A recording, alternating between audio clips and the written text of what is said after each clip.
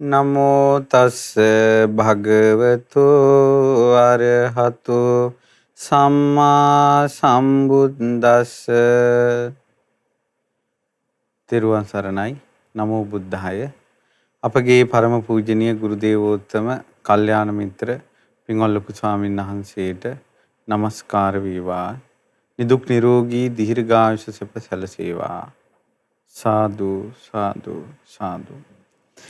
ශ්‍රද්ධාවන්ත පින්වත්නි, අද දවසේ දිවසින් දුටු දෙව්ලොව සැප දහම් වැඩසටහන සඳහා දායකත්වයේ දරන්නේ නොම්බර 2 තුන්වෙනි මාවතේ අරුප්පල මහනුවර යන ලිපිනේ පදිංචි පින්වත් දිලන්ත සිරිවර්ධන මහත්මයා සහ පංචාලී පෙරේරා මහත්මිය විසින් මේ නැත්තම් විශාල පිනක් රැස් කරගන්නවා අද දවසේ මේ ලක්විරු ගුවන් විදුලිය සහ ශ්‍රද්ධා රූපවාහිනිය ඔස්සේ භාග්‍යවත් බුදුරජාණන් වහන්සේගේ ශ්‍රී සද්ධර්මයේ ලෝකේ පුරා සදහැවතුන්ට අහන්න සලස්වන ධර්ම දානය නිසා. ඉතින් මේ ධර්ම දේශනා අහලා පින්පව් කුසල් අකුසල් ගැන යම්කිසි කෙනෙකුට පැහැදීම ඇති වුණොත්, ඒ වගේම ඒ පින්පව් කුසල් අකුසල් තේරුම් අරන් ගියයි ධර්මයේ පුරුදු කළොත් ඒක කොයි තරම්නම් මේ ධර්ම දානය දෙන අයට කොච්චර යහපතක්ද. දැන් ගොඩක් අය දන්නවා ධර්ම දේශනා නිසා තමයි ගොඩාක් අය කියනවා මේ ධර්ම දේශනා අහලා තමයි අනේ අපේ ජීවිතය අපි වෙනස් කරගත්තේ, අපේ පව්කම් අපි නැති කරගත්තේ, අපේ ජීවිතයේ අලුත් පැත්තකට ගන්නට උපකාර වුණා ධර්ම දේශනා ඇසීම කියලා. එහෙනම් ඔබගේ හිත වෙනස් වෙන ධර්ම දේශනා ඔබට අහන්න සැලැස්සුවේ කවුරු හරි දායකත්වයක් දරලා ඒ ධර්ම දේශනාව විකාශනය කරපු නිසා. ඉතින් ඒ නිසා ඒ ඇත්තන්ට කොයිතරම් වාසනාවක්ද ධර්මයෙන් තවත් අයගේ ජීවිත වෙනස් කිරීම පිණිස ධර්ම දානය දෙන්න ලැබීම ගැන. ඒ නිසා ඒ ධර්ම දානය දෙන පින්වතුන්ටත් බොහෝ කාලයක් හිතසුව පිණිස යහපත පිණිස පවතින බව පළමුවෙන්ම සිහිපත් කළ යුතුයි. ඉතින් පින්වත්නි, අපි මේ පහුගිය කාලේ ගොඩාක් දිව්වරුන්ගේ ජීවිත ගැන ඉගෙන ගත්තා. අපි තවත් බලමු. එක එක විදිහට තමයි මේ කාලේ පින් දහම් කරගෙන තියෙන්නේ. ඉතින් අද දවසේ තියෙනවා මේ ධර්ම මේ දිව්‍යාංගනාවකගේ විස්තර. මුගලන් මහරහතන් වහන්සේ තමයි මේ දිව්‍ය අප්සරාව දකින්නේ. මේ දිව්‍ය අප්සරාවට ලොකු ඇස් තියෙනවා. ඉතින් මුගලන් මහරහතන් වහන්සේ යනවා ලොකු ඇස් ඇති තියෙනවා. ඔබගේ නම මොකද්ද? දිව්‍ය අප්සරාවන් පිරිවරාගෙන රම්මී චිත්‍රලතා වනෙහි ඔබ ලස්සනට ඇවිදිනවා. දැන් බලන්න එක එක දිව්‍ය ලෝකයේ තියෙන නම්. ඉතින් චිත්‍රලතා වනය, නන්දන වනය, සුධර්මා දිව්‍ය සභාව, එක එක දිව්‍ය ලෝකයේ තියෙන තැන්. තවතිසා වැසි දෙවිවරු මේ චිත්‍රලතා වනයේට එනවා. එතකොට මේ දෙවිවරු තමන්ගේ යානාවන් දිව්‍ය රථේ ඒ සෑම දෙයක්ම සමග විචිත්‍ර වෙලා යනවා. ඒ කියන්නේ ඒ චිත්‍රලතා වනයේට ආවට පස්සේ යාලා යම් යානාවකින් විමානකින් එන්නේ. ඒ විමානේ සම්පූර්ණයෙන්ම වෙන එක එක පාටවල් වලට හැරෙනවා අර චිත්‍රලතා වනයේට ආවට පස්සේ. මේ චිත්‍රලතා වනෝද්‍යානයේ හැසිරෙන ඔබගේ ශරීරයේ රම්මල් ආදී විසිතුරු දේවල් පිහිටලා නැහැ. ඔබේ සිරුර මෙතරම් සුන්දර වුණේ කොහොමද? පින්වත් දෙව්දෝ, අපි අහන්නේ මේකයි. ඒ කියන්නේ ඔබගේ ශරීරයේ අමුතු විසිතුරු දේවල් මේ පිහිටලා නැහැ. නමුත් අනිත් සියලු දෙනාට වැඩිය ලස්සනයි. ඊට පස්සේ මේ ප්‍රශ්නේ අහන්නේ සක්දෙවිඳු. මුගලන් මහරහතන් වහන්සේ නෙමෙයි, සක්දෙවිඳු තමයි මේ දිව්‍යාංගනාවෙන් අහන්නේ. එතකොට දිව්‍යාංගනාව කියනවා මට මෙච්චර සැප සම්පත් ලැබුණේ සක්දෙවිඳුනි. මං ඉස්සර හිටියේ රම්මිය වූ රජගහනුවර. මං උපාසිකාවක්. මගේ නම සුනන්දනා. මට හොඳ ශ්‍රද්ධාවක් තිබුණා, සීලයක් තිබුණා. මම තිසේම ආසා කළේ දන් දෙන්න. ඍජු සිත් ඇති ආර්යයන් වහන්සේලා ගැන මගේ සිතේ තිබුණේ බලවත් පැහැදීමක්. ඉතින් මං වස්ත්‍ර දන් දුන්නා. ඒ වගේ ආහාර පාන, සේනාසන, තෙල් පහන් ආදී මං පූජා කරගත්තා. චාතුද්දසී දවසට, පුන් පොහොය දවසට, අටවක පොහොයට, පාටිහාරීය දවස්, පක්ෂයේ පොහොය දවස් වලට මං අටසිල් සමාදන් වෙලා හිටියා. දැන් අද කාලේ ගත්තොත් එහෙම සතර පොහොයට. මේ ඒ කාලේ සිල් සමාදන් වුණ දවස්. මං හොඳින් උපෝසත සිල් රැකගත්තා. හැමදාම සිල්පදවල සංවර වුණා. ඉඳුරන් සංවර කරගත්තා. කාටවත් දම්පැන් බෙදා දුන්නා. මං ඒ විදිහට තමයි ගෙදර හිටියේ. මං පංචශීලයේ හොඳට ආරක්ෂා කළා. සිල්පද පහ රැකගත්තේ කැමැත්තෙන්මයි. ඒ වගේම මම බුදුරජාණන් වහන්සේගේ ධර්මය අහලා මටත් පුළුවන් වුණා ඒ ධර්මය අවබෝධ කරන්න. එතකොට මෑගේ නම විශාලක්කි. හොඳ ලොකු ඇස් තියෙන දෙවංගන කියන එක. චතුරාර්ය සත්‍ය අවබෝධ කරපු කෙනෙක්. සෝවාන් වෙච්ච කෙනෙක්. ඉතින් ඒ දිනපතාම නෑදෑයෙකුගේ 16ක් මල් මාලා අරගෙන එනවා. මම මේ මල් මාලා සියල්ල භාග්‍ය බුදුරජාන් වහන්සේගේ ස්තූපයට සද්ධාවෙන් පූජා කළා. රජගහනුවරට ඇතුල් වෙන තැනම තියෙනවා විශාල බුදුරජාණන් වහන්සේගේ ද්‍රෝණයක් ධාතුන් වහන්සේලා පිහිටවපු ස්තූපේ. රජගහනුවර අජාසත් රජුරු හදපු මේ බුදුරජාණන් වහන්සේ පිරිනිවන් පෑවට පස්සේ සිද්ධියක්. ඈගේ වැඩිම ලස්සන ඔහුගේ ඇගේ ගෙදරට මල් ගේනවා. මේ මල් ඔක්කොම ඈ සෑයට පූජා කරනවා. උපෝසත දවසටත් මං ස්තූපේ වඳින්න යනවා. පහන් සිතින්මයි දෑතින්ම මල් සුවඳ විලවුන් ස්තූපයට පූජා කළේ. බලන්න ස්තූප වන්දනාව. පින්වත් දෙවිඳුනි, මගේ සොඳුරු රූ සපුවත්, මගේ මේ සොඳුරු උපතත්, මේ 이르දියත්, මේ ආනුභාවයත් මට ලැබුණේ මල් මාලා පූජා කරපු නිසා කියනවා. මල් මාලා පූජා කිරීමේ ලස්සනත් ඒ වගේම සුන්දරත්වයත් ආනුභාවයත් සැලසෙනවා මල් මාලා පූජා කිරීමෙන්. දැන් මල් මාලා එකින් එකට මලින් මලට සම්බන්ධ වෙලානේ තියෙන්නේ. දිව්‍ය ලෝකේ ඉපදුනාට පස්සේ සොඳුරු බවවල් ඔක්කොම එක්කෙනෙකුටම මාලයක් වගේ ගෙතිලා තියෙනවා. කටහඬ, රූපය, හැසිරීම, කතාව, ආනුභාවයේ තේජස, ප්‍රියමනාප බව ඔක්කොම එකට ඈඳිලා තියෙනවා මල් මාලා පූජා කිරීමේ ආනුභාවය. ඉතින් කියනවා මං සිල්වත්ව හිටිය එකයි ඔය කරගත්ත පිනුයි ඔය සියල්ලම හේතු වුණා. හැබැයි සක්දෙවිඳුනි, මගේ හිතේ තියෙන ලොකුම කැමැත්ත තමයි මේ දෙව්ලොවට ආවට පස්සේ මං හරි කැමැත්තෙන් ඉන්නේ සකදාගාමි වෙන්න. දැන් බලන්න මේ සක්දෙවිඳුගේ අප්සරාවෝ සක්දෙවිඳුගේ බිරින්දෑවරු අද කාලේ මිනිසුන්ගේ හිතේ තියෙන ලොකු ආසාවල් මොනවද? ගෙයක් හදාගන්න එක, හොඳ රස්සාවක් ගන්න එක, දරුවන්ට උගන්වන එක, ඊළඟට ඔය වාගේ අමුතු ආසාවල් තියෙන්නේ. කෙනෙකුට මාර්ගඵල ලබන්නත් කැමැත්තක් තිබ්බොත් එහෙම ඒත් ඉතාමත් අතලොස්සයි.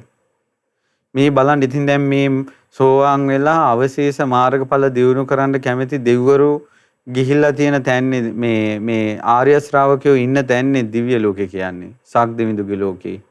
ඉතින් දිව්‍ය ලෝකේ කියන එක නරක තැනක් නම් මේ මාර්ගඵල ලැබුවා ඉපදෙයි දේ තැන්වල. මේ මාර්ගඵල ලැබපු ආර්ය ශ්‍රාවකයෝ ඉපදෙච්ච සත්පුරුෂයන්ගේ භූමියනේ දෙව්ලොව කියන්නේ. කේවල සත්පුරුෂ භූමිය කියලා කියන්නේ. සම්පූර්ණයෙන්ම සත්පුරුෂයන්ගේ භූමිය තමයි දෙව්ලොව කියලා කියන්නේ පින්වත්නි. ඉතින් ඒ නිසා සක්දෙවිඳු මේ විස්තරේ වංගීස මහරහතන් වහන්සේට කියා හිටියා. වංගීස මහරහතන් වහන්සේගෙන් තමයි මේක පළවෙනි ධර්ම සංගායනාව වෙලාවේ සංගායනාවට එකතු වෙන්නේ. ඉතින් පින්වතුනි, තවත් දෙව්දුවක් ගැන තියෙන විස්තරයක්. මේ දෙව්දුව හරීම මනස්කාන්තයි, හරීම ලස්සනයි. කොබෝලීල මල් තමයි පළඳගෙන ඉන්නේ. ඒ වගේ මල් මාලා ගොතා ඈ සතුටු වෙවි සින්දු කියනවා. ඈ නටනවා. ඈ නටද්දී අඟපසඟින් ඉතා කංකලු මරරන් දිව්‍ය නාදයක් නිකුත් වෙනවා. ඔබ නටද්දී ඔබේ මේ සියලු අඟපසඟින් ඉතා කංකලු මනරන් දිව්‍ය සුගන්ධයක් නිකුත් වී යනවා. නටන ඔබේ සිරුර ලෙලදෙන විට ඔය කේශ කලාපයේ ඇති සුන්දර පළඳනාවලින් මිහිරි නාදයක් ඇහෙන්නේ පංචතූර්ය නාදය වගේ. ඔබේ හිසේ මුදුන් මල් කලඹක් තියෙනවා. මන්ද සුළඟින් මේ මුදුන් මල් කලඹ සැලෙද්දී එයිනොත් මිහිරි නාදයක් ඇහෙනවා. පංචතූර්ය නාදයට වඩා ලස්සනයි.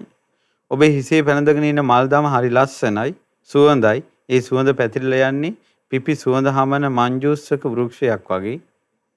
මේ සොඳුරු සුගන්ධය ඔබේ නාසයට දැනෙනව නේද? මේ දිව්‍ය රූපය ඔබට පේනව නේද? පින්වත් දෙව්දුව, අපි අහන්නේ මේකයි.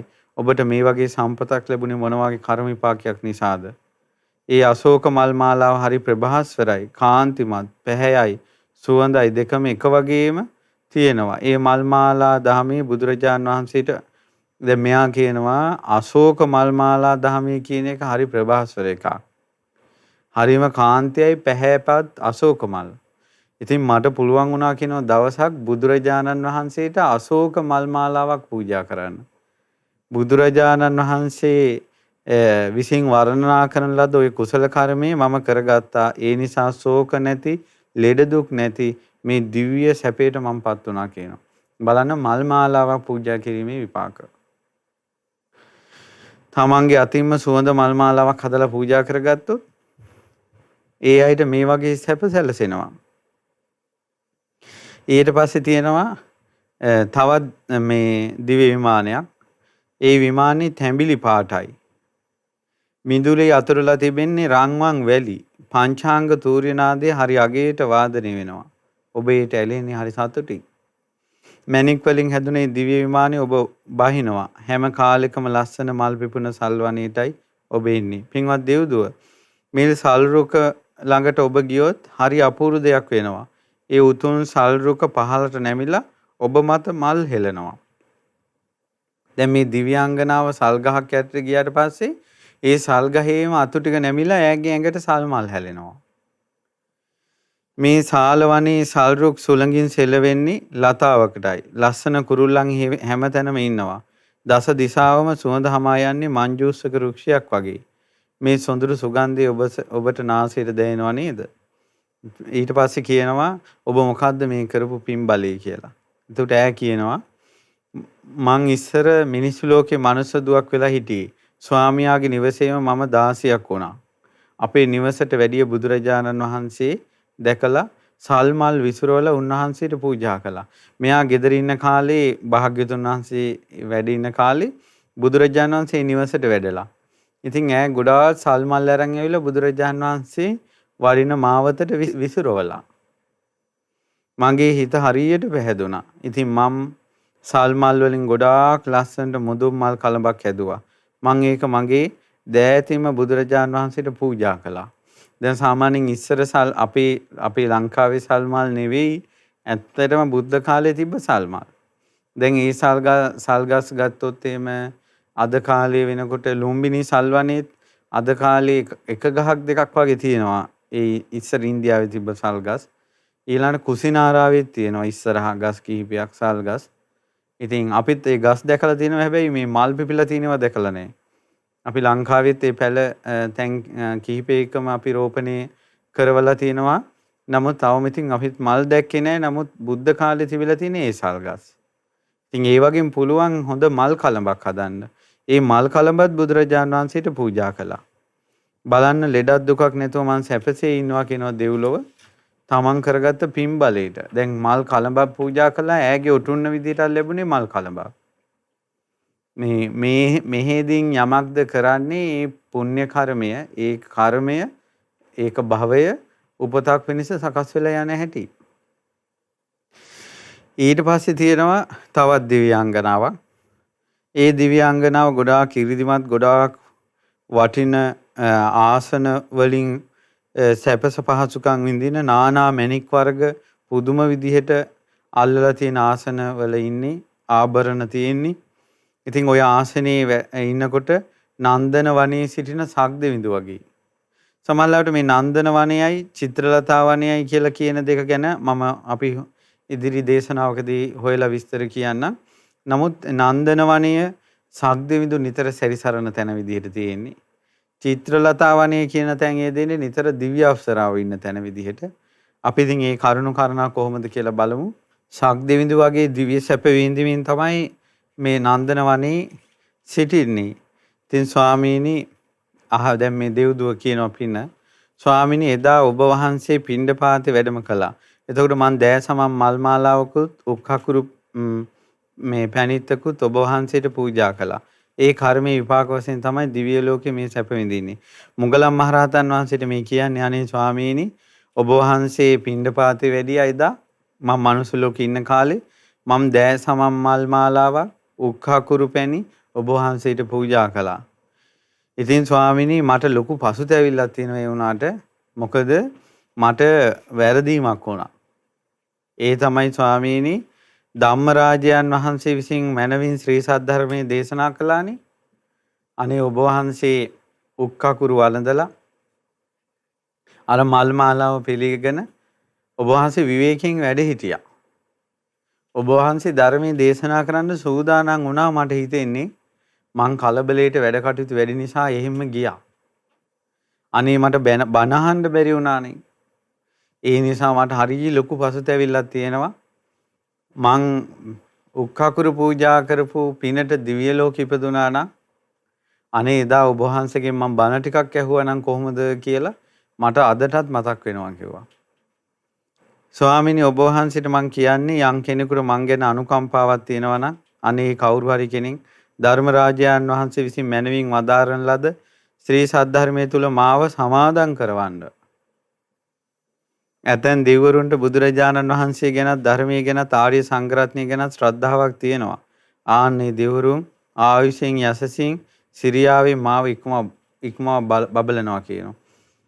අනික් මහා 이르දිමත් දෙවිවරු වර්ණයෙන් හරි ප්‍රතාපවත් උත්තරීතරයි. මට වඩා සැප තියෙනවා. සාමාන්‍යයෙන් බුදුරජාණන් වහන්සේගේ ධර්මය අහලා බුදුරජාණන් වහන්සේ ගැන ලොකු පැහැදිලිව සාමාන්‍යයෙන් දානයක් පූජා කළා දිව්‍ය ලෝකෙ ඉපදුන කෙනෙකුටයි තෙරුවන් සරණ ගිහිල්ලා සිල් රැකලා ධර්මය අහලා දිව්‍ය ලෝකෙ ඉපදුන අය වෙනමම පේනවා කියනවා දිව්‍ය ලෝකෙ. ඒ අය වර්ණයෙන් ආයුෂින් වැඩි, ආනුභාවය වැඩි, තේජස වැඩි. ඇයි උතුම් දෙයක් ස්පර්ශ කළා තමයි ඒ අය දිව්‍ය ලෝකෙ උපදින්නේ. ඉතින් මෙයා කියනවා අනේ මටත් මාවත් ධර්මයේම සමාදන් කරවන්න මට පැහැදිලිව පේනවා කියනවා කොච්චර මේ සැප වින්දත් මේ දිව්‍ය ලෝකේ ඇතැම් දිවුරු මහා තෙදවත් ඒ තේජස ඉදිරියේ මම ටිකක් පසුබහිනවා කියනවා. මට මේක කියනකොට මතක් වුණේ අංගුත්තර නිකායේ දේවතා සූත්‍රය තියෙනවා. බුදුරජාන් වහන්සේ වදාලා පින්වත් මහණෙනි මේ කාරණාව හරි විශේෂ කාරණාවක් පින්වත්නි. බුදුරජාණන් වහන්සේ වදාලා පින්වත් මහණනි ඊයේ රාත්‍රියේ දේව පිරිසක් ඇවිල්ලා මං ඉදිරියේ වන්දනා කළා කියා හිටියා. ස්වාමීනි භාග්‍යවතුන් වහන්සේ අපි සංඝයා දැකලා පැහැදිලා සංඝයා දකිනකොටම හුනස්නේ නැගිටලා ඒ පින් බලයට දිව්‍ය ලෝකෙ ඉපදිච්ච අය ඒ වුණාට ස්වාමීනි අපිට ඒ සංඝයා ළඟට ගිහිල්ලා වන්දනා කරගන්න බැරි වුණා. දිව්‍ය ලෝකෙ ඉපදුනත් අපිට ලොකු පසුතැවිල්ලක් තියෙනවා අනේ අපි සංඝයාට වැන්දනම් කියලා. ඊට පස්සේ ඒ දෙවිවරු ටික අතුරුදහන් වුණා. තවත් දෙවිවරු පිරිසක් ආවා. ඒ දෙවිවරු කියනවා ස්වාමීනි අපි සංඝයා දැකලා ගෞරවයෙන් ළඟට ගිහිල්ලා වන්දනා කළා. අනේ ස්වාමීනි වඩින්න කියලා වඩම්මලා ආසනයක ඉඳවලා මේ ආසන පූජා කරගන්න බැරි වුණානේ. අපිට ඒ ගැන හරි පසුතැවිල්ලක් තියෙනවා කිව්වා. ඒතර දිව්‍ය ලෝකේ නොකලපු පින් ගැන කියන්නේ පිනක් කරන්න අවස්ථාව තියෙද්දි ඒක මගහැරිච්ච එක ගැන දෙවිවරුන්ට දැනෙන අවස්ථා තියෙනවා පින්වත්නි. ඊට පස්සේ ඒ දෙවිවරු අතුරුදහන් වුණා තව පිරිසක් ආවා. ඒ දෙවිවරු කියනවා ස්වාමීනි අපි සංඝයාට එහෙම ආසනත් පූජා කළා මේ වැඩින්ද කියලා. හැබැයි ඉතින් අපිට ශක්ති පමණින් අනේ තියෙන දෙයක් පූජා කරගන්න බැරි වුණානේ. අර සංඝයා දැකලා හුනස්නේ නැගිටලා වැඳලා ආසන පූජා කරපු පින්බලයට දෙව්ලොව ඉපදුනා. අර මොනවද දානයක් පූජා කරගන්න බැරි වුණා. ඉතින් ඒ නිසා අපි දැන් දිව්‍ය ලෝකේ අපිට අනිත් දෙවිවරු ළඟ දැනෙනවා අපි දිව්‍ය ආයු වර්ණ වලින් අඩුයි වගේ. පසුතැවිල්ලකුත් හිතේ තියෙනවා කිව්වා. ඊට පස්සේ කියනවා ස්වාමීනි භාග්‍යතුන් වහන්සේ තව පිරිසක් ඇවිල්ලා කියනවා භාග්‍යතුන් වහන්සේ අපි සංඝයාට දානේ පූජා කළා. අනේ දානේ පූජා කළා බණ ටිකක් අහන්න බැරි වුණා. ධර්මයේ ශ්‍රවණය කරගන්න බැරි වුණා. ඒ නිසා දිව්‍ය ආයු වර්ණ සැප වලින් අඩුයි පසුතැවිල්ලත් හිතේ තියෙනවා. තව දෙවිවරු කියනවා අනේ අපි බණ ඇහුවා. ඒ බණ මතක තියාගත්තේ නැහැ. ඔය සමහර මිනිස්සු කියන්නේ අනේ හරි අගේ ඇති බණ ටික මතක නැහැ. ඊට පස්සේ කියනවා අනිත් දෙවිවරු කියනවා අනේ අපි ධර්මයේ අහලා මතකත් තියාගත්තා. ඒ මතක බණ හිතේ තියෙන බණ විමසුවේ නැහැ. ඒකයි දැන් අපි අර පහුගිය කාලේ මතක් කළේ මේ කොරෝනා වසංගතයේ මේ පැතිරි යනකොට දැන් සිහි කරන්න ධර්මය කියලා භාග්‍යවතුන් වහන්සේ අනිත්‍යයි කියලා වදාරපු කාරණාව කොච්චර ඇත්තද කියලා. මෙහෙමත් අනිත්‍යයක් පින්වතුනි. මෙහෙමත් වෙනස් වීමක්. කවුද හිතුවේ මාස ගණන් එක තැනට වෙලා ඉන්න වෙයි කියලා? ඔක්කොම වෙනස් වෙලා ගියා. මුළු ලංකාවේ මිනිස්සු යන්නේනකොට කටවල් වහගෙන යන්න වෙයි කියලා කවුද හිතුවේ? ලෝකයක් කටවල් වහගෙන ගියා. මිනි දහස් ගණන් එක තැන දකින්න වෙයි අහන්න ලැබෙයි කියලා කවුද හිතුවේ? එහෙම සිද්ධ වුණා. මරණය කියන එක පෙනී තිබුණා. මරණය කියන එක වටේම සැරිසැරුවා. හැම තැනම බයෙන් තැති ගැනීම කන් වලට ඇහුණා. කොච්චර අනිත්‍ය වුණාද? වෙනස් වුණාද? ඉදිරියට තව කොච්චර දේවල් අනිත්‍ය වෙයිද? කොච්චර දේවල් වෙනස් වෙයිද? ඉතින් ඒ නිසා බුදුරජාණන් වහන්සේ අනිත්‍යයි කියලා දේශනා කරපු එක බලන්න කොච්චර ඇත්තක්ද? දැන් මිනිසුන්ට අනිත්‍යයි කියන බණ මතකයි. විමසන්න ඕන. ඇත්තනේ මේක කියලා. ඉතින් ඒ දවස්වල අපි කිව්වා නිතරම අනිත්‍ය සිහි කරන්න, මරණ සතිය සිහි කරන්න. මරණයේදී සියල්ල අත්හැරලා යන්න සිද්ධ වෙන බව සිහි කරන්න දැන් ධර්මයේ බුදුරජාණන් වහන්සේ වදාළදී ප්‍රියමනාප දෙයින් වෙන් වෙනවා කියලා බුදුරජාණන් වහන්සේ වදාළ දේ සත්‍යයි. ඒක දුකක් බව සත්‍යයි සිහි කරන්න කිව්වා. ලෙඩ රෝග වැළඳීම දුකක්, ඒක සත්‍යයි කියලා සිහි කරන්න කිව්වා. ඊට පස්සේ මරණය කියන එක දුක් සහිත දෙයක්, ඒක සිහි කරන්න කිව්වා. අප්‍රිය අමනාප දේවල් එක්ක එකතු වීම දුකයි කියලා ඒ බුදුරජාණන් වහන්සේ වදාළ එක සත්‍යයක් කියලා සිහි කරන්න කිව්වා. ලෙඩ රෝග ජරා මරණ වලට පත් වෙන සත්වයා මෙසේ වෙන්න එපා කියලා පතනවා. මා කරා මේවා නොපැමිණෙනවා නම් කියලා. කැමති උනාට ඒක ලැබෙන්නේ නැහැ. කැමති දේ නොලැබීම දුකක් කියන කාරණාව සිහි කරන්න කිව්වා. සසරේ යන්නේකේ දුක කියලා සිහි කරන්න කිව්වා. කෙලවලක් නැතුව සංසාරේ ගමන් කරද්දි මෙච්චර රෝග ව්‍යසන, දුර්භික්ෂ ව්‍යසන, භෝග ව්‍යසන මේ වලට පත්වෙවි සංසාරේ සත්වයා ඉන්නේ කියලා සිහි කරන්න කිව්වා. මිනිස්සයා බල්ලෝ කුකුලෝ ගානට මේ මිනිස්සයා වැටුණා. මිනිසයාගේ ජීවිතය ඒ තත්ත්වෙට පෙරළුණා. ඒවා භාග්‍යතුන් වහන්සේ අනිත්‍යයි, සසර දුකයි කියලා කියපු දේශනාව පිළිගන්න කියලා අහපු බණ විමසපල්ලා දැන් කියලා කොච්චරනම් කීවද? ධර්මයේ මතක තියාගන්න එකයි, ධර්මයේ විමසන එකයි පුදුම පිනක්. ඉතින් මේ දෙවිවරු කියනවා අපි ධර්මයේ විමසුවේ නැහැ. ඒ නිසා අපිට වෙනසක් දැනෙනවා දිව්‍ය ලෝකේ ආවට පස්සේ. තව දෙවිවරු පිරිසක් කියනවා අපි ධර්මයේ විමසුවා, විමසලා ඒ ධර්මයේ පිළිපැද්දා. ඒ නිසා අපිට දිව්‍ය ලෝකේ දුකක් නැහැ, පසුතැවිල්ලක් නැහැ. අපි අනිත් දෙවිවරුන්ට වැඩිය දිව්‍ය ආයු, වරණ, සැප, බල, තේජස, අධිපති බවින් වැඩි. මක් නිසාද? අපි තථාගතයන් වහන්සේගේ ශාසනයේ ධර්මයේ අහලා නුවණින් විමසලා පිළිපැදපු අය. ඉතින් බුදුරජාණන් වහන්සේ වදාලා පින්වත් මහන්නේ බලන්න කිව්වා ධර්මයේ හැසිරෙච්ච අය එහි ගිහිල්ලා පසුතැවෙන්නේ නැතුව සන්තෝෂෙන් දිව්‍ය සැප භුක්ති විඳින විදිය. පින්වත් මහන්නේ මාද නුඹලාට කියන්නේ පසුතැවෙන්න එපා. අර තේන රුක් මුල් වන සෙනසුන් ඔබත් ඇසූ ධර්මයේ නුවණින් විමසන්න. ඒ ධර්මයේ පිළිපදින්න, ධර්මයෙන් ප්‍රයෝජනය ගන්න කියලා බුදුරජාණන් වහන්සේ පසුතැවිලි නොවන ජීවිතයක් ඇති කරගන්න කියලා ඒ ධර්ම දේශනාවෙන් වදාලා.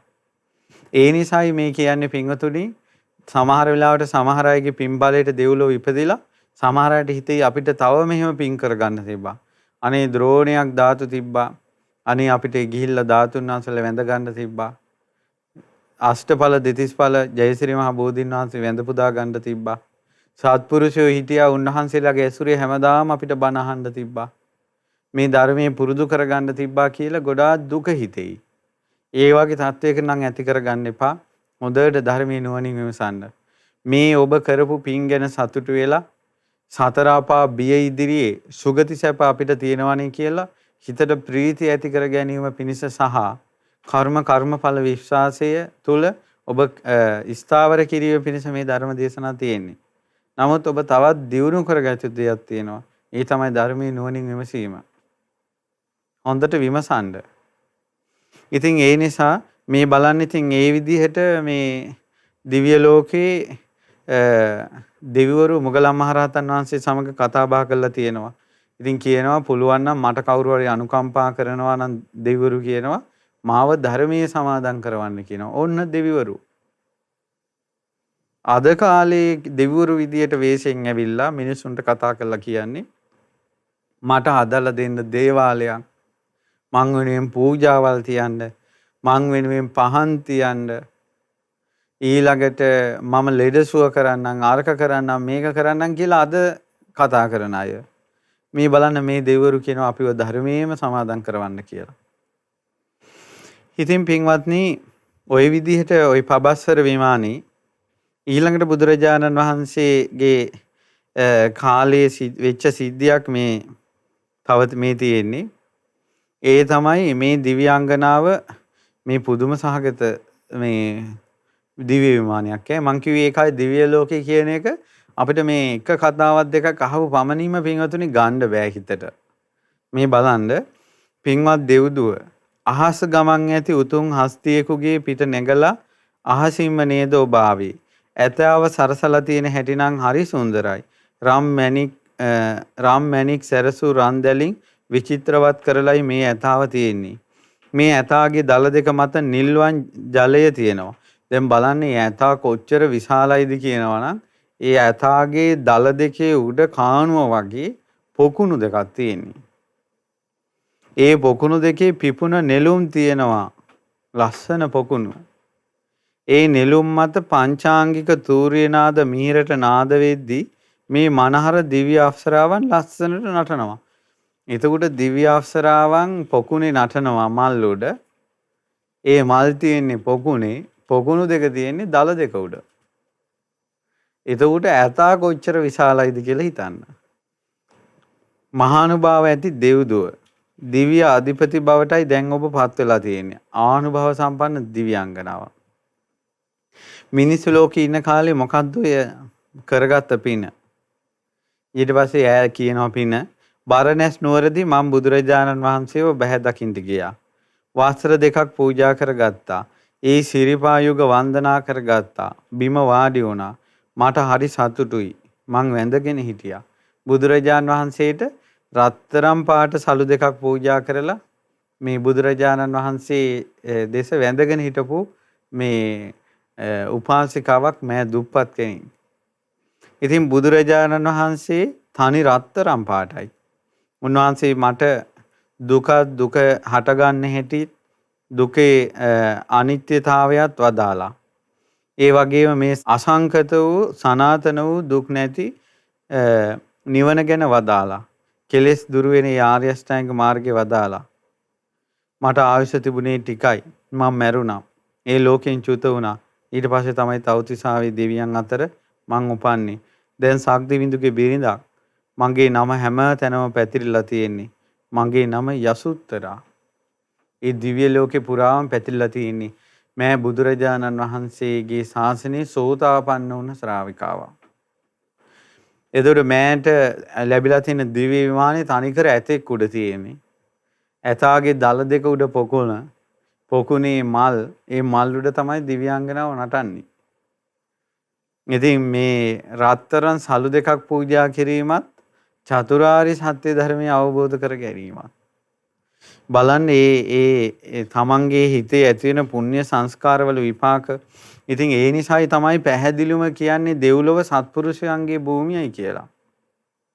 සත්පුරුෂයන්ගේ භූමියේ මනුස්ස ලෝකේ අඩන්තේට්ටන් තියෙන්නේ සම්මාදිට්ඨික කර්මයක් මුල් වෙලා මිනිස්සෙක් වෙලා උපදිනවා. මිනිස්සෙක් වෙලා ඉපදුනාට පස්සේ නානා දෘෂ්ටි ගන්නවා. හොඳ කරපු මිනිස්සුත් හොඳ කරපු කර්මත් විපාක දෙනවා, නරක කරපු කර්මත් විපාක දෙනවා. ඔක්කොම එකට කවලමේ තමයි මේ විපාකේ එන්නේ. ඒ වුණාට දෙව්ලොව තියෙන වාසනාව තමයි මේ දෙව්ලොව සත්පුරුෂයන්ගේ භූමිය. අනිත් එක තමයි ගොඩාක් මාර්ගඵල. දැන් බලන්න සක්දෙවිඳුගේ දිව්‍යාංගනාවම කී දෙනෙක් හිටියද සෝහන් වෙච්ච අය බිරින්දෑවරු. සක්දෙවිඳුගේ බිරින්දෑවරුම කී දෙනෙක් ඉන්නවද බලන්න සෝහන් වෙච්ච අය. එතකොට විමානවල කොච්චර හිටියද බලන්න සෝහන් වෙච්ච අය. බුදුරජාණන් වහන්සේ ඇහෙන් දැකපු රහතන් වහන්සේලා නේත්‍රයෙන් දැකපු දෙවිවරුනේ ඉන්නේ තව්තිසාවේ. එතකොට ඒ වාගේ ඉන්න අය අනිත් අයට කොච්චර ධර්මයෙන් අනුග්‍රහ කරයිද? අද කාලයේ කෙනෙකුට ශ්‍රද්ධා මාත්‍රයක් ඇතිවීම තුලින් ඒ අය අනිත් අයට කොච්චර ධර්මයෙන් අනුග්‍රහ කරනවද? අනේ සංසාරයට වැටෙන්න එපා, ඔයාලත් මේ ධහමේ පිළිසරණ ගන්න කියලා ශ්‍රද්ධාව ඇති වෙච්ච පමණින්. සතර අපාය භය ප්‍රහාණය කරලා චතුරාර්ය සත්‍යයේ සත්‍ය ඥාණයටපත් වුණ සෝවාන් වෙච්ච ශ්‍රාවකයෝ කොච්චර උපකාර කරයිද අනිතයට ධර්මයේ හැසිරෙන්න. ඒතකොට දෙවිවරු කොච්චර උපකාර කරනවද දිව්‍ය ලෝකේ ඉන්න අන් අයට ධර්මයේ හැසිරීම පිණිස. ඒකනේ බුදුරජාණන් වහන්සේ දේශනා කරන්නේ මේ ධර්මයේ හොඳට මතක තියාගෙන දරාගෙන හැසිරිච්ච කෙනෙක් මාර්ගඵල නොලබා දිව්‍ය ලෝකෙ ගිහිල්ලා ඒ දිව්‍ය ලෝකේ එයා කිසි ගාණක් නැතුව දිව්‍ය පංචකාමයේ යෙදී වාසය කළත් අනිත් දෙවිවරු කියනවා භවත සිහි කරන්න ඔබ අහවල් ගමේ අහවල් තැන අහවල් විදියට හිටියේ මේ විදියටයි ඔබ ධර්මයේ පුරුදු කළේ ආන්න ධර්මයේ දේශනා කරන විමාන තියෙනවා ඔබ ඒ විමාන වලට ගිහිල්ලා ධර්මය අහන්න කියලා අනිත් දෙවිවරු සිහි කරනවා. සමහර අයට ධර්මයේ Tamandම මතක් වෙනවා මේ මම මේ විදියට ධර්මයේ පුරුදු කළා ආවි කියලා. දැන් ගොඩාක් දෙවිවරු ආපස්සට බලනවා අපි මොන පිනකින්ද ආවි කියලා.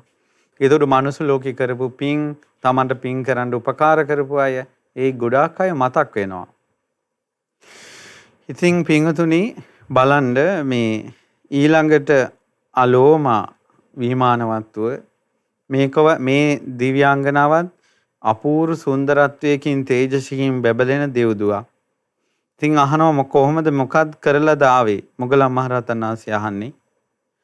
ඊට පස්සේ කියනවා මම බරණැස් නුවරදී හිරුගොත් වංශයේ ඥාතිවරයා වන බුදුරජාණන් වහන්සේට පහන් සිතින් යුතුව මගේ දෑතින්ම වියලි පිට්ටුවක් පූජා කළා. දැන් මෙයා දුප්පත් කාන්තාවක් බුදුරජාණන් වහන්සේ පිණ්ඩපාතේ වඩිනවා දැක්කා. පූජා කරගන්න දෙයක් නැහැ. වියලි පිට්ටුවක්. ඒ පිට්ටුව වියලි එකක්. ලුණු තිබුණෙත් නැහැ. එබඳු දානෙහි පවා විපාකයේ බලන්න. එබඳු දෙයකට මෙබඳු සැපවත් දෙව්ලෝකේ ඉන්න මේ අලෝමා දෙව්දුව දැකත් පින් නොකරන්නේ කවුද? ලුණුත් නැති වියලි පිට්ටුවක් පූජා කළා දිව්‍ය ලෝකෙ මෙච්චර ආනුභාව සම්පන්න බවට පත් වුණ අලෝමා දෙව්දුව දැකලත් පින් නොකරන කෙනෙක් ඉන්නවා නම් වැඩක්ම නැහැ කිව්වා. ලුණුත් නැති පිට්ටුවක් පූජා කරලා මේ ලැබිච්ච දිව්‍ය සැපය. දැන් බලන්න මේ මිනිස්සුන්ට මේ පූජා කරන දේට වැඩි හිතේ තියෙන පහන් සිත පැහැදීම. ඊට පස්සේ ඒ පිනෙන් තමයි මෙච්චර ලස්සනක්, මෙච්චර සැපක්, මෙච්චර දිව්‍ය සම්පත්තියක් ලැබුණේ. ඉතින් ස්වාමීනි ওই පින තමයි මම කරගත්තේ කියලා අලෝමා දෙව්දුව කියනවා. ඊළඟට තවත් බලන්න හරි ලස්සන තව දිව්‍ය විමානයක් තියෙනවා. ඒ දිව්‍යාංගනාවත් ඕසදී තාරකාවක් වගේ බබලනවා ලස්සනට. හැම තැනම ප්‍රිය උපදවන සැප සම්පත් වලින් ආඩ්‍ය වෙලා සිටින්නේ. ඉතින් මුගලන් මහරහතන් වහන්සේ තමයි මේ දෙව්දුවකින් ඇහුවේ මොකද්ද මෙච්චර කරපු පින් බලය කියලා. ඊට පස්සේ කියනවා මම අන්දකවින්ද රටේ තමයි ආදිච්ච බන්දු බුදුරජාණන් වහන්සේට කැඳක් පූජා කරලා. ඒක හොඳ හැටියට ටෙම්පරාදු කරපු බෙහෙත් කොළ කැඳක්. ඖෂධ කැඳක් පූජා කරලා තියෙනවා. ඒකට මං තිප්පිලි දැම්මා. දැන් මර කැඳ පූජා කරපු එක. ඇයි යාට ඉච්ඡා සැප ලැබුණේ ඒකෙන්නේ? දම්පු දේවලුත් මතකයි. මම ඒකට තිප්පිලි දැම්මා. සුදු ලුණු දැම්මා. සැවන්දරා දැම්මා. ඍජු හිත් ඇති බුදුරජාණන් වහන්සේ ගැන චිත්ත ප්‍රසාදයෙන්මයි මම බෙහෙත් කැඳ පූජා කරගත්තේ. ඔන්න කැඳ පූජාවේ ආනිසංස. සියලු අඟපසඟින් සුන්දර වූ ස්ත්‍රියක් ඉන්නවා. තමන්ගේ ස්වාමියාට ඇගේ දැක්මත් අලාමකයි. ඇය සක්විති රජුගේ අගමේසිය බවට පත් වෙනවා. ඒ වුණාට ඒ සම්පත් මේ බෙහෙත් කැඳ දානේ විපාකයෙන් 12 වෙනි කලාවක් තරම්වත් වටින්නේ කියනවා. සක්විති රජතුමාගේ බිරිඳ වෙන එක පුංචි වැඩක් කියනවා. ඒත් කැඳ ටිකක් පූජා කළා මේ ලැබිච්ච දිව්‍ය සැපය හිතා ගන්න බෑ කියනවා.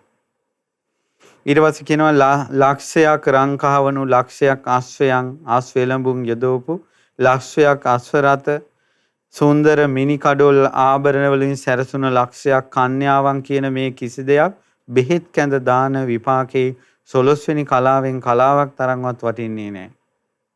බෙහෙත් කැඳ තියෙන දැන් අර සුළුගුළු උපාසකතුමා මලියදේව මහරහතන් වහන්සේට හදලා දීලා තියෙන්නේ බෙහෙත් කැඳක් සුළුගුළු කැඳ කියලා. ඔය අදටත් මේ බෙහෙත් වර්ග 11කින් එක හදන්නේ. බෙහෙත් කැඳ. එතකොට මේ ඖෂධයෙන් අපේ මලියදේව මහරහතන් වහන්සේගේ බඩේ කැක්කුම සුව වෙලා. ඉතින් රෝගයක් පිනිස පූජා කරන කැඳ තමයි බෙහෙත් කැඳ. දැන් මම එකයි කිව්වේ කරපිංච කැඳ වර්ග. ඒවා බෙහෙත් කැඳ ගණයට වැටෙන්නේ. එතකොට ඒ වගේ විපාක මේ කියන්නේ. හේමවත කියන වටිනා ඇතු జాතියක් ඉන්නවා. ඒ ඇතුන්ට උතුම් රත රෝදේ හැඩයට කරකැවි ගිය ඇත්දල තියෙනවා. රනින් කරපු ආභරණ වලින් ඒ ඇතුන්ගේ බෙල්ල සරසලා තියෙනවා. එබඳු සෝභමාන වූ ඇතුන් 100ක් ලැබුණත් බෙහෙත් කැඳ දානේ විපාකයෙන් 12 වෙනි කලාවෙන් කලාවක්වත් තරම් වටින්නේ නැහැ කියනවා. මේ ලෝකේ කවුරු හරි කෙනෙක් සිව් මහා දිවෙනට අධිපති වෙලා සක්විති රජ බවට පත් වෙනවා නම් බෙහෙත් කැඳ දානේ විපාකයෙන් 12 වෙනි කලාවෙන් කලාවක් තරම්වත් වටින්නේ නැහැ කියනවා. කොහොමද බෙහෙත් කැඳේ විපාක? ඒකනේ බුදුරජාණන් මේ වැඩසටහනේ ආරම්භයේ ඔබට මතක නම් මට මතක හැටියට දෙවෙනි වැඩසටහන වගේ ඒ ආරම්භයේම මතකද ඔබට කිව්වා බුදුරජාණන් වහන්සේ දිව්‍ය ලෝකේ සැප විස්තර කරපු තැන. බුදුරජාණන් වහන්සේ දිව්‍ය ලෝකේ සැප විස්තර කරා සක්විති රජුරෝ විඳින සැප මේ අතට ගත්ත ගල් කැටයක් වගේ. දිව්‍ය ලෝකේ සැප හිමාල පර්වතේ වගේ කියලා කිව්වා. ඊතර කොච්චර සැප සම්පත්තියක් තියෙනවද? ඒ සැපක් ලැබලා දුන්නේ කැඳ පූජාවේ ආනිසංස විදිහට නේ. ඉතින් ඒ නිසා ඔබත් ওই වැඩි හිටියායට පන්සලේ සිල් ගත්ත අයට ඊළඟට සංඝයා වහන්සේලාට ඊළඟට දන්සැල් දෙන කාලෙට හොඳ කැඳක් පූජා කරගන්න. ඒ මොකක් හරි ජීවිතේට එක වතාවක් හරි මේ පින්කම් කරලා තියාගන්න. මනුස්ස ලෝකයේ මනුස්ස උප්පත්තිය දුර්ලභයි. දන් දීම දුර්ලභයි. ඉතින් දැන් බලන්න මේ වාගේ දේවල් ඔයාලා හිතන්නේ බටහිර රටවල් වලට අයට අහන්නවත් තියනවද මේ විස්තර? බටහිර හෝ වෙනත් ආගම් වල මේ වගේ විස්තර තියෙනවද? වෙනත් ආගමක මේවැනි දර්ශනයක් තියෙනවද? පින්පව් ගැන මෙච්චර විග්‍රහයක් තියෙනවද? පින මේකයි විපාක මේකයි කියලා මෙච්චර විනිවිද දේශනාවක් තියෙනවද? බලන්න බුදුරජාණන් වහන්සේගේ ශ්‍රාවකයන්ට ලැබිච්ච වාසනාව ගැන. කිසිම තැනක මුලාවක් නැහැ. සාක්ෂි පිට හැම දෙයක්ම තියෙන්නේ. දැන් අද කාලේ වුණත් බුදුරජාණන් වහන්සේ අනිත්‍යයි මේ ලෝකේ තමාගේ වසඟේ පවත්වන්න බෑ. ජාතිපි දුක්ඛා, ජරාපි දුක්ඛා, ව්‍යාධිපි දුක්ඛා කියලා මේ දුක ගැන දේශනා කරපේව ඇස් පන අපිට පෙනුනේ. ලෙඩ රෝග ඉදිරියේ මිනිස්සු අසරණයි කියලා පෙනුනේ. ජීවිතේ ප්‍රශ්න සල්ලි වලින්ම විසඳ ගන්න බෑ කියලා පෙනුනේ. මේ ලෝකේට එන සෑම ප්‍රශ්නයක් ඉදිරියේම බුදුරජාණන් වහන්සේගේ ධර්මයේම සත්‍යයි කියලා පෙනෙනවා. ඒතර කොච්චරද කියලා කල්පනා කරලා බලන්න බුද්ධ ශාසනයේ වටිනාකම. ඒ නිසා බුදුරජාණන් වහන්සේ සරණ යන්න ලැබීම, බුදුරජාණන් වහන්සේගේ ශ්‍රාවකෙක් වෙන්න ලැබීම සුළු දෙයක් කියලා නම් හිතන්න එපා පින්වත්නි. තවත් දැක්කා දිව්‍යාංගනාවක්. මේ දිව්‍යාංගනාව ගොඩාක් සුන්දරයි. ඇය නටද්දී ඇගේ ශරීරයෙන් ලස්සන හඬක් නිකුත් වෙනවා. නටනකොට නිකම්ම හඬක් නිකුත් වෙනවා. ඒ වගේම මේ පා තබනකොට ඒ දිව්‍ය සුගන්ධය, ඒ වගේම දිව්‍ය ආලෝකයේ විහිදෙලා යනවා. කේශ කලාපයෙන් පවා. හිසේ මල් කලඹක් තියෙනවා මේ දෙව්දුවගේ. මේ වෙනත් දෙව්දුවක්. ඊට පස්සේ පංචතූර්ය නාදයට වැඩිය ලස්සනයි මෑගේ ඒ නිකුත් වෙන නාදය. හිසේ මල් කලඹක්, සුන්දර මල් කලඹක් තියෙනවා ලස්සන උටුන්නක් වගේ. හරි සුවඳයි. මංජූසක වෘක්ෂය වගේ තමයි අනිත් අයට හිතෙන්නේ. මේ සොඳුරු සුගන්ධය ඔබේ නාසයට දැනෙනවා නේද? ඉතින් කියනවා අහනවා දෙව්දුව මෙච්චර සැප සම්පත්තියක් ඔබට ලැබුණේ කුමක් නිසාද කියලා අහනවා. ස්වාමීනි, සැවැත් නුවර මගේ යෙහෙලියක් හිටියා. ආර්ය සංගරුවන උදෙසා ඇය මහ විහාරයක් කෙරෙව්වා. ඔන්න බලන්න. ඒ ගැන ගොඩාක් සතුටු වුණා. මං ඒ පින අනුමෝදන් වුණා. ඒ ප්‍රසාදේ මං දැක්කා. මටත් ඒ සංගරුවන ගැන හරි ප්‍රීතියක් ප්‍රියක් උපන්නා. මම මේ පින අනුමෝදන් වුණේ පිරිසිදු සිතින්මයි. දර්ශනීය වූ මේ පුදුම සහගත දිව්‍ය විමානයේ පහළ වුණේ නිසායි. මගේ පුණ්‍ය 이르දියෙන් අහසේ පොළොවේ යොදුන් පුරා මේ විමානයේ ගමන් කරනවා. ලස්සන විමානයක්. ඇයි මේ යෙහෙලියක් විහාර පූජාව කරද්දී අනුමෝදන් වෙලා අනේ සාදු කියලා. කවුද මේ යෙහෙලිය සැවැත් නුවර හිටපු විහාරයක් කරවපු? විසාකා. කියනවා මගේ දිව්‍ය විමානයේ විශාල මන්දිර තියෙනවා. අපූර්වට කාමර තියෙනවා. හාත්පස ඒ විමානයේ දිලිසෙනවා. පොකුණු තියෙනවා. ඒ පොකුණු ඇතුලේ රත්තරන් වැලි උඩට පේනවා. හරි අගේ. දිව්‍ය මාළු රංචු පීනනවා. ඒකේ ලස්සන නෙළුම් මල් තියෙනවා. සුළඟ හමාගෙන ඉද්දි හරි සුවඳයි. ඒ වගේම ඒ පොකුණ වටේට ජම්බු, කොසුන්, තල්, පොල් ওই මනුස්ස ලෝකේ තියෙන ගස් වර්ග, දිව්‍ය ලෝකේ ගස් වර්ග ඔක්කොම තියෙනවා. නානා තූර්ය වාදන, මිහිරි සංගීත, අප්සරාවෝ මේ ඔක්කොම මේ තියෙනවා. යම්කිසි කෙනෙක් මගේ විමානේ හීනෙන් දැක්කොත් ඒකම ඇතිගෙන ඒ මනුස්සයාට හිතා ප්‍රීතියෙන් ඉන්න. කියනවා මේ විදිහේ පුදුමාකාර දර්ශනීය දිව්‍ය විමානයක්, ආලෝකමත් දිව්‍ය විමානයක් මට ලැබුණි. විශාකා මේ පූර්වාරාමේ පූජා කරපු එක අනේ සාදු කියලා අනුමෝදන් වුණ පිනට කියනවා. ඉතින් අහනවා ඔබේ පිරිසුදු පුණ්‍යානුමෝදනාවෙන් තමයි ඔබට මේ දර්ශනීය විමානය ලැබුණේ. මේ අනේ සාදු කියලා අනුමෝදන් වෙලා ඔබට මේක ලැබුණේ. මං අහන්නේ මේකයි. ඉතින් ඒ විහාර දාන දීපු ස්ත්‍රිය කොහෙද උපන්නේ? ඇගේ ගතිය කියන්න පුළුවන්ද? ස්වාමීනි, එයා මගේ එහෙලිය නෙවා. එයානේ ආර්ය සංඝයාට මේ මහා විහාරයේ හදවලා පූජා කළේ. චතුරාර්ය සත්‍ය ගැන අවබෝධයක් ඇතුව තමයි ඈ දන් දුන්නේ. ඈ උපන්නේ නිම්මාන රතේ කියනවා. දැන් ඈ සුනිම්මිත දෙව් රජුගේ බිරිඳ වෙලා ඉන්නේ. ඇගේ පුණ්‍ය විපාකේ නම් හිතා ගන්නවත් බෑ. ඇය කොහේ උපන්නේද කියලා නේද මගෙන් ඇහුවේ. ඕන ඔබ වහන්සේට මන් දන්න ටික කීවා. ඒ නිසා අනිත් උදවියත් කුසල් දහම් වලමයි සමාදන් කරවන්න ඕන. සතුටු සිතින් යුතු ආර්ය සංඝයාට දම් පූජා කරගන්න ඕන. හිත පහදවගෙනමයි බණහන්න ඕන. මේ මනුස්ස ජීවිතයක් ලැබීම කියන්නේ අතිශයින්ම දුර්ලභ ලැබීමක්. ඒ කියන්නේ සිත්සේ හිතු විදිහට පින් කරන්න පුළුවන් ජීවිතයක් තමයි මනුස්ස ජීවිතේ. තනි රත්තරන් පාටින් යුතු මధుර බ්‍රහ්මස්වරය ඇති බුදුරජාන් වහන්සේ තමයි මේ ශ්‍රේෂ්ඨ යහපත් මාර්ගයේ වදාළේ. ඒ නිසා යම් කෙනෙකුට පූජා කරන දානයේ මහත්ඵල උපදවයිද ආන්නේ දානයේ සතුට සිතින් යුතු ආර්ය සංඝයාට පූජා කරන්න ඕන. බුදුරජාණන් වහන්සේ ප්‍රශංසා කරන ඒ ආර්ය අෂ්ට පුජ්‍යල මහා සංඝරත්නයට දම් පූජා කරන්න ඕන. මාර්ගස්ත ඵල ඒ ආර්ය මහා සංඝරත්නෙ නිතර සිහි කරලා ගුණ සිහි කරන්න ඕන. ප්‍රඥා සම්පන්න, සීල සම්පන්න, සමාහිත සිත් ඇති ඒ සංඝයා සිහි කරලා දන් දෙන්න ඕන. දම් පැන් දෙන මිනිස්සු ඉන්නවා. පින් අපේක්ෂාවෙන්මයි වුන් දන් දෙන්නේ. යම් ඒ ආර්ය සංඝයාට දෙන දාණය තමයි මහත්ඵල විපාක සැලසෙන්නේ. ඒ ආර්ය සංඝයා වනාහි මහානීය ගුණයෙන් යුක්තයි. මිනිය නොහැකි ගුණයෙන් යුක්තයි. සාගර ජලය වගේ නර වීරයන් වහන්සේගේ ශ්‍රාවක වූ මේ පිරිසමයි ශ්‍රේෂ්ඨ ධර්මයේ බෙදා දෙමින් ලෝකේ එළිය කරන්නේ ඔවුන්මයි. ආන්නේ ආර්ය සංඝයාට යමක් පූජා කරගත්තොත් නිසි තැනට පූජා කළා වෙනවා. ඒක තමයි හරියට දීපු දේ. ඒක තමයි නියමාකාරයෙන් කරගත්තු යාගය. ලෝකවිදූ බුදුරජාණන් වහන්සේ විසින් වර්ණනා කරලා තියෙන ආර්ය සංඝයාට පූජා කරන දානෙ. එවැනි ආර්ය සංඝයා උදෙසා දෙන දානෙ සිහි කරන්න ඕනේ. එතකොට යාළුවට හරි සතුටක් ඇති වෙනවා. මසුරු මල මුලින්ම දුරු කරලා ලෝකේ ජීවත් වෙන්න ඕන. නින්දා රහිත වූ ස්වර්ග ලෝකේ සැප විඳින්න ඕන කියලා ඒ විහාර විමානයේ හිටපු දෙවඟන කියනවා.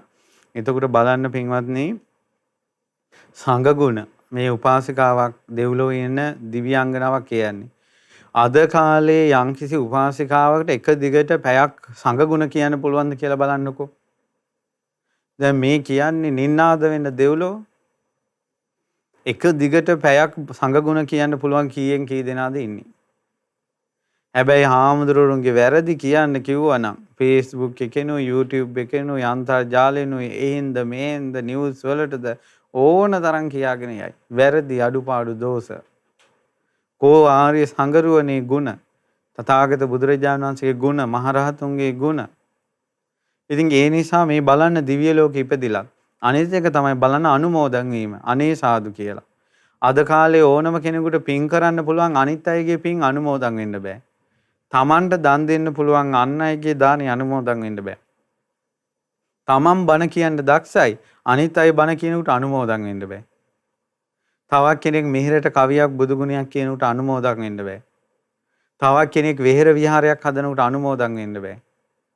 ඊළඟට තවත් කෙනෙක්ගේ දක්ෂතාවයක් අනුමෝදන් වෙන්න බෑ. මේක නම් මිනිසයාට වෙච්ච මහා ශාපයක්, මේ අනුමෝදන් වෙන්න බැරි එක.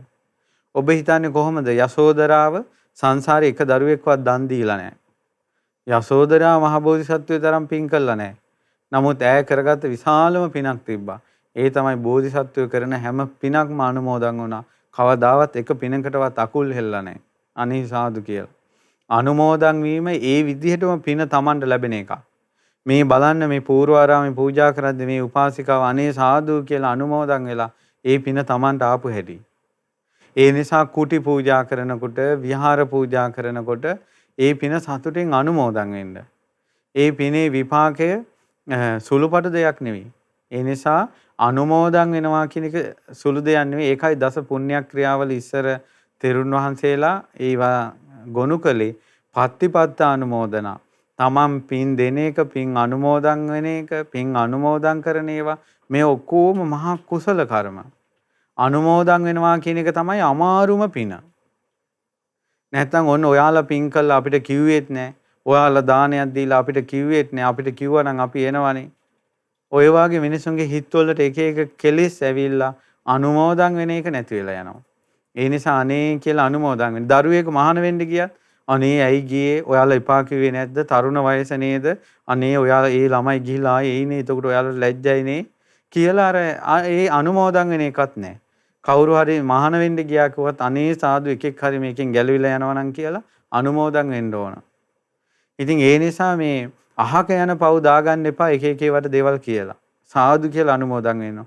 විහාරයක් හදනකොට අනුමෝදන් වෙන්න, චෛත්‍යයක් හදනකොට අනුමෝදන් වෙන්න, බෝධි මණ්ඩපයක් හදනකොට අනුමෝදන් වෙන්න, පින්කමක් කිව්වම අනුමෝදන් වෙන්න, අනේ සාදු කියලා. ඒවට ගරහන්න නැතුව. මොකද අනුමෝදන් වීමෙන් ඒ පින තමා කරත් පැමිණෙනවා. මේ බලන්න මෑගේ ආයුෂ මේ විමානේ අවුරුදු 3 කෝටි 60 ලක්ෂයයි. අනුමෝදන් වීමේ පින. ඉතින් ඒ නිසා ඔන්න අදත් දිව්‍ය විමාන ගණනාවක විස්තර කිව්වා. ඊළඟට දිව්‍ය ලෝකෙ ගිහිල්ලා පසුතැවිලි නොවන විදිහේ පින් ගැන කිව්වා. ඉතින් මේ කරුණු කාරණා හොඳට සිහි කරගෙන තමන්ගේ ජීවිතේ අඩුපාඩු හදාගෙන තමන්ගේ පින පිරිසිදු කරගන්න. ඒ නිසා ඒ සඳහා ඔබට වාග්ය ලැබේවා කියලා අපි සිත ප්‍රාර්ථනා කරනවා. ඉතින් අද දවසේත් දිවසින්දුටු දෙව්ලොව සැප දහම් වැඩසටහන සඳහා දායකත්වයේ දැරූ නොම්බර 2 3 මාවතේ අරුප්පල මහනුවර ලිපිනේ පදිංචි පින්වත් දිලන්ත සිරිවර්ධන මහත්මයා සහ පංචාලී පෙරේරා මහත්මිය විශාල පිනක් අද දවසේ රැස් කරගත්තා මේ දහම් පණිවිඩي ලෝකයට ලබා දීම පිණිස ධර්ම දානය සිද්ධ කරලා. ඉතින් අපි මේ සියලු පින් බලෙන් ප්‍රාර්ථනා කරමු ලංකාවටත් ලෝකයටත් ව්‍යසනයක් වුණ ඒ කොරෝනා වසංගත ආදි වසංගත දුරින්ම දුර වෙලා මේ මනුස්ස වර්ගයාට සිත යහපත සැනසෙල්ල රැකවරණය සැලසීවා කියලා අපි මේ පින් බලෙන් සිත ප්‍රාර්ථනා කරමු. ඒ වගේම පින්වත්නි අපි මේ පින් අනුමෝදන් කරමු සියලු පින් කැමති දෙවිවරුන්ට. දෙවිවරු මේ පින් අනුමෝදන් වී මේ පින්වතුනොත් අපේ ලක්දෙරණත් ලෝකයත් දෙවිවරු ආරක්ෂා කරත්වා මේ පින් අනුමෝදන් වෙත්වා කියලා පින් පමුණුවමු. ඒ වගේම මේ පින් අනුමෝදන් කරමු පින්වතුනි පරම පූජනීය ගුරු දේවෝත්තම කල්යාණ මිත්‍ර පින්වත් ලොකු ස්වාමීන් වහන්සේට. ලොකු ස්වාමීන් වහන්සේ නිසා අපිට ගොඩාක් පින් අනුමෝදන් වෙන්න ලැබුණා. ගොඩාක් පින් කරන්න ලැබුණා. ගොඩාක් පින් උපද්දවන්න ලැබුණා. පින් කරන හැටි ඉගෙන ගන්න ලැබුණා. ඉතින් ඒ නිසා පරම පූජනීය ගුරු දේවෝත්තම පින්වත් ලොකු ස්වාමීන් වහන්සේ නිදුක් වේවා නිරෝගී වේවා දීර්ඝායුෂ සැප ලබත්වා. පින්වත් ලොකු ස්වාමීන් වහන්සේ ඇතුළු සියලුම ස්වාමීන් වහන්සේලාට අනගාരികා මෑණිවරුන්ට පැවිදි අපේක්ෂක දූපතුන්ට මේ පින් බලයෙන් ධර්මාවබෝධයම සැලසේවා කියලා පින් පමුණුවමු. ඒ වගේම පින්වතුනි මේ පින් අනුමෝදන් කරමු. අද දවසේ දායකත්වයේ දරන පින්වත් දිලන්ත සිරිවර්ධන මහත්මයාට සහ පංචාලි පෙරේරා මහත්මියට මේ පින් අනුමෝදන් වී ඇත්තන්ගේ යහපත් අදහස් සමෘද්ධිමත් වේවා. ධර්මාවබෝධයට මේ පින් උපකාර වේවා.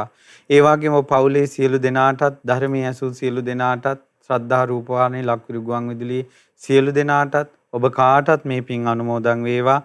මව් දෙමව්පිය ඥාති බන්දු මිත්‍රාදීන්ටත් මේ පින් අනුමෝදන් වේවා. සියලු දෙනාට සසර දුකෙන් නිදහස් වෙන්න මේ ධර්මයේ ඇසූ පින ඒකාන්තයෙන් හේතු වාසනා වේවා කියලා සිත ප්‍රාර්ථනා කරනවා. තෙරුවන් සරණයි. නමෝ බුද්ධාය. මෙවැනි වටිනා ධර්මදේශනා නැරඹීමට ශ්‍රද්ධා YouTube චැනලය සබ්ස්ක්‍රයිබ් කර සීනුව ලකුණ ඔබන්න.